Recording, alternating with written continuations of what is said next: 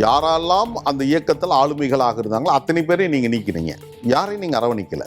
அரவணைக்காது போனதன் காரணமாக தான் அந்த இயக்கத்தின் தவறான முன்மாதிரியை, தவறான பிரசிடென்சி முதலாக உருவாக்கியது மதிமுக தான். ஆனால் இந்த தவறை நீங்கள் செய்துவிட்டு கலைஞர் குடும்பத்தை இதுவரையிலும் யாரும் விமர்சிக்காத அளவுக்கு கடுமையான சொற்களை பயன்படுத்தி விமர்சனம் பண்ணார்.